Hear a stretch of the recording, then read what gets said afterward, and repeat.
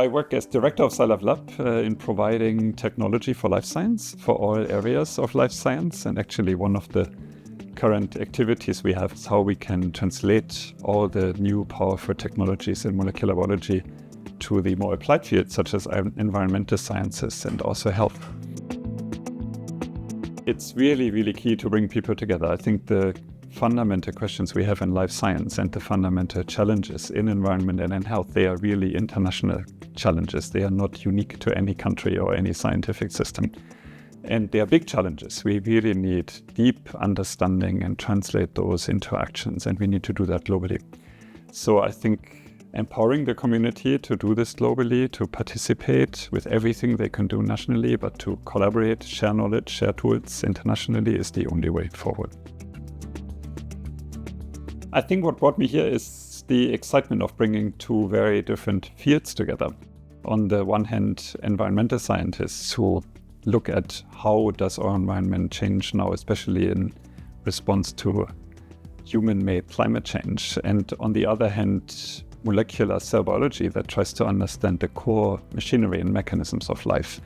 And in that also develops approaches to engineer life and to understand how we could maybe adapt better to a more rapidly changing environment. And so I think these fields often operate in isolation from each other. They look at the core challenge from very different sides, and I think bringing them together is really, really exciting. So I think that's what brought me here. I think it's the right spirit to bring two fields together. They will need to work together much more closely.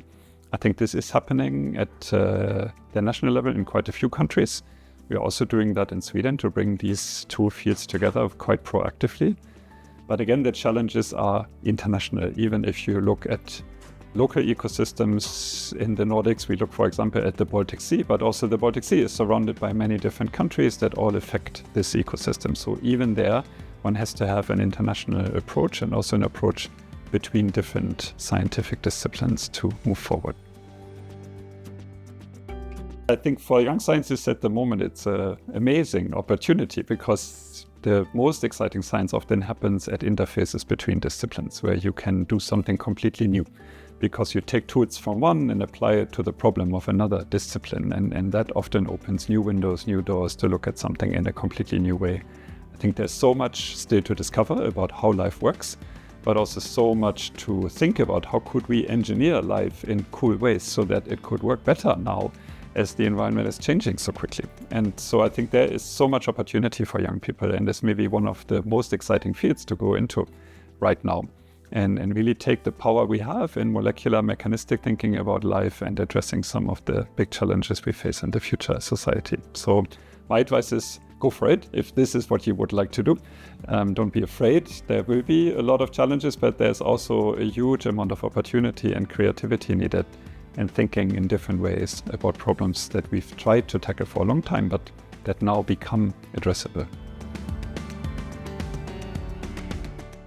I would say I take a lot of enthusiasm of these two communities to work together.